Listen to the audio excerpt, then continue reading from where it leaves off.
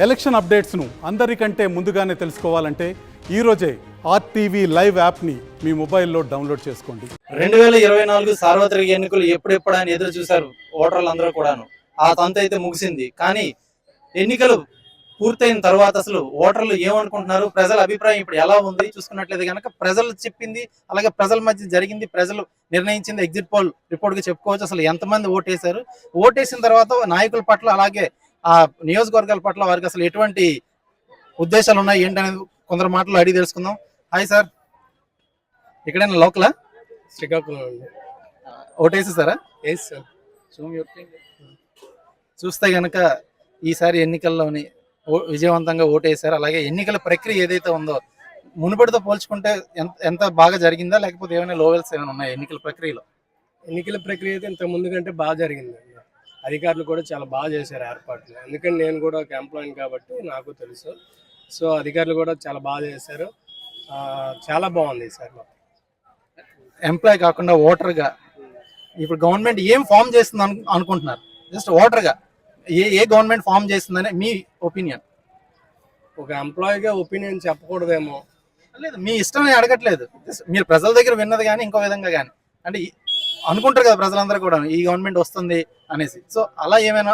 అలా అంటే 50-50 ఛాన్సెస్ అండి. చాలా వరకు విలేజ్ లెవెల్లో అయితే వైసీపీ అంటున్నారు, కొంచెం అర్బన్ ఏరియాస్లో అయితే కూటమి అంటున్నారు. తెలియాలి, చూడాలి. మనం జూన్ 14 వరకు 4 వరకు వెయిట్ చేయాల్సిందే, తప్పదు. చూస్తే కనుక చూసిన దాన్ని బట్టి పూర్తిగా అసలు ఇక్కడ ఎన్నికల ప్రక్రియ పూర్తిగా వచ్చింది. అయితే ఇక్కడ మెయిన్ గా మార్కెట్ లో చూస్తే కనుక మాస్ ఓటర్స్ ఎవరైతే ఉంటారో వారే గవర్నమెంట్ అయితే డిసైడ్ చేస్తారో అటువంటి ఓటర్స్ ఉన్నారు. హాయ్ సార్, ఏం పేరు మీ పేరు? అప్పారు సార్. ఓటేసారా? చూపించండి ఒకసారి మా కెమెరా చూపించండి. అయితే ఈసారి ఎన్నికలు ఎలా జరిగాయి, ఏ పార్టీ గెలుస్తుంది అనుకుంటున్నారు, ఏది వస్తే బెటర్ అని మీరు అనుకుంటున్నారు? నాకు టీడీపీ శంకర్ గారు మంచిది సార్. ఎన్నికలు ఎలా జరిగాయి? మునుపటి ఎన్నికలతో పోల్చుకుంటే ఈసారి ఎన్నికలు ఏ విధంగా జరిగాయి? అంటే గొడవలు కొట్లాట్లు అవి ఉన్నాయా, లేకపోతే ప్రశాంతంగా అయిపోయాయి? ప్రశాంతంగా అయింది సార్. మాది అరసవిల్లి సీసెన్ వీధి. చాలా ప్రశాంతంగా అయిపోయి ఎన్నికలు. ఓకే, చూస్తే కనుక. హాయ్ సార్, ఏం పేరు మీ పేరు? ఏం పేరు సార్ మీ పేరు? శ్రీనివాసరావు. ఓటు వేస్తారా? చేస్తాం సార్. ఒకసారి మా కెమెరా చూపించండి. ఎక్కడ మీ లోకల్? ఎక్కడ మీ రెసిడెన్స్ ఎక్కడ? కాకివీధి. అయితే ఎన్నికల ప్రక్రియ సజావుగా సాగిందా, లేకపోతే కొట్లాట్లు ఏమైనా జరిగాయా? గవర్నమెంట్ ఏమైనా నిర్లక్ష్యం వహించిందా ఎన్నికల ప్రక్రియలోని? కానీ శ్రీకాకుళంకి కాన్సెంట్రీకి వచ్చేంత వరకు చాలా ప్రశాంతంగా, చాలా జాగ్రత్తగా అధికారులు కానీ ప్రజలు కూడా అంతే ఇదిగా వాళ్ళు ఓటు హక్కు వినియోగించుకున్నారు. దానితో అంటే ఈ మధ్య టీవీలో ఎలక్షన్ ఏంటని చూస్తుంటే ఆ 3 జిల్లాలు బాగా కొంచెం ఇబ్బందికరంగా దారుణంగా ఉన్నదని మాత్రం నాకైతే అలా అనిపిస్తుంది. కానీ ఇక్కడ ఎంత శుభ్రంగా చేసిన ఎన్నికల కమిషన్ అక్కడ ఎందుకు చేజార్చిందో నాకైతే తెలియట్లేదు. కానీ అంటే ప్రజలు చాలా బయట స్టేట్ల నుంచి ఎక్కడెక్కడి నుంచి వచ్చి మనకు ఓటేయడం ఉంది చాలా గొప్ప గర్వకారణం. కానీ నేను అదే ఓటింగ్ శాతం కూడా 80 నుంచి 90 అబోవ్ బాగానే పలికింది. బాగుంది పరిస్థితి. అంటే మిగతా 3 జిల్లాల పరిస్థితి వేరేగా ఉంది అని అంటున్నారు కదా, అక్కడ ప్రజల్లో డిసిప్లిన్ కరువు అయిందా, లేకపోతే నిర్వాహకం ఫెయిల్ అయిందా? అంటే నాయకులు కొంతమంది మీద ఒత్తిడి తేవడంతో వాళ్ళ అహంకార ధోరణి చూపిస్తున్నారు. అంతేకాని తర్వాత వాళ్ళ ఫ్యూచర్ రేట్ అవుతూ కూడా ఆలోచించట్లేదు.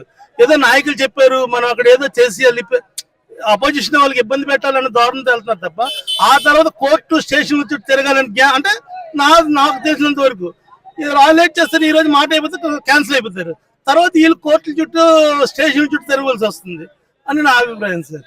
చూస్తే కనుక ఎక్కడి నుంచి వచ్చారండి బ్రదర్? పర్లేదు చెప్పండి. పర్లేదు, ఎక్కడి నుంచి వచ్చారు? పర్లేదు చెప్పండి. చూస్తే కనుక భయపడి పరుగులు తీస్తున్నారు ఓటర్లే, కానీ ఇప్పటికీ కూడా వాళ్ళ ఒక భయం ఉంది. బ్రదర్, ఏం పేరు మీ పేరు? మీ పేరు మావోడా?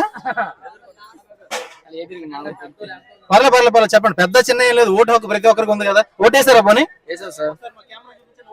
ఓటేసాను.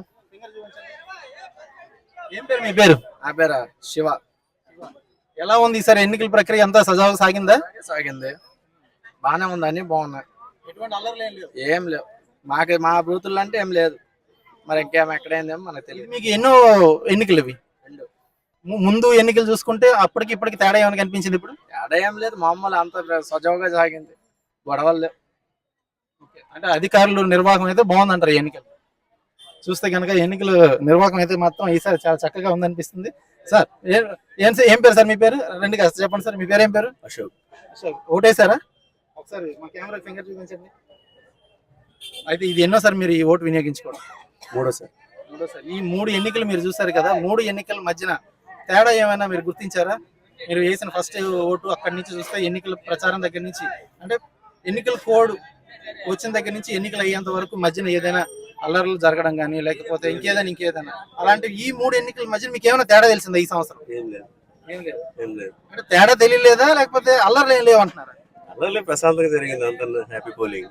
అంటే ఈసారి ఎలక్షన్ కమిషన్ ఆఫ్ ఇండియా ఏదైతే చర్యలు తీసుకుందో, ఏదైతే నిర్వహించిందో ఎన్నికల ప్రక్రియ అంతా కూడా అంటే ఎంత చక్కగా చేసిందా లేకపోతే ఇంకా ఏమైనా తక్కువ చేసిందా? లాస్ట్ టైం చాలా బెటర్ గా ఉంది. నెక్స్ట్ ఏదైనా పోలీస్ ప్రొడక్షన్ కూడా పోలింగ్ బూత్ దగ్గర కూడా అంత బాగానే ఉంది. అయితే స్టేట్ లో ఎవరు వస్తే బాగుందని అంటే అందరూ అనుకుంటున్నారు. అంటే ఎగ్జిట్ పోల్ గా చూసుకుంటే కనుక ప్రజలే ఫైనల్ డెసిషన్ మేకర్స్, అలాగే గేమ్ చేంజర్స్ కూడా ప్రజలే. సో ఎవరు వస్తే బాగుందని అనుకుంటున్నారు? అది ఎలా చెప్తామంటే జనం లేనేసిన ఓట్ల మనసులో ఉంటుంది, జనాలు వేసిన ఓట్లు తెలుస్తుంది. ఎవరు వస్తారని అనుకుంటున్నారు? అంటే పబ్లిక్ టాక్ ఎవరు వస్తారని అంటున్నారు, ఎంత పర్సెంట్? వాళ్ళు వస్తూ ఉంటారు, వీళ్ళు వస్తూ ఉంటారు, కానీ ఎవరు వచ్చినా జనాలు మంచి చేసి కూడా రావాలంటే. చూస్తే కనుక ఇప్పటికీ కూడాను ఒక కన్ఫ్యూజన్ అయితే ఉంది, ఎవరు వస్తారా ఏంటా అనేది.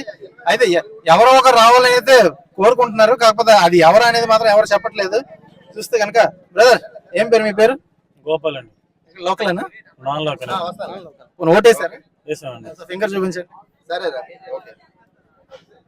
అసలు ఈ ఎన్నికలు ఎలా సాగాయి? ఓకే, అది ఈ ఎన్నికల ప్రక్రియలోని ఈసారి ఏమైనా అల్లర్లు జరగడం కానీ లేకపోతే ఇంకే విధమైనటువంటి చర్యలు కానీ ఏమైనా అంటే కొద్ది దగ్గరలో ఎలా జరిగాయి, కొద్ది దగ్గర చాలా బాగానే అయ్యాయి. ఫైనల్ గా అయితే బాగుందంటారు నిర్వాహకం. ఎలక్షన్ బాగుంది. చూస్తే కనుక ఈ 2024 సార్వత్రిక ఎన్నికల్లో మాత్రం చాలా చక్కగా సజావుగా ఎన్నికలు అయితే సాగాయి. అయితే ఈసీఐ తీసుకున్నటువంటి ఆ నిర్ణయం ఏదైతే ఉందో అది మాత్రం ప్రతి ఒక్కరు కూడా చాలా చక్కగా అనిపించిందని చెప్పుకోవచ్చు. ఇప్పటి వరకు సాగినటువంటి ఎన్నికలు ఒక తంతు అయితే ఈసారి ఎన్నికలు ఒక తంతు. అమ్మ ఓటేసావా? ఓటేసాను బాబు. చూపించు ఒకసారి, అక్కడ వేలు చూపించు.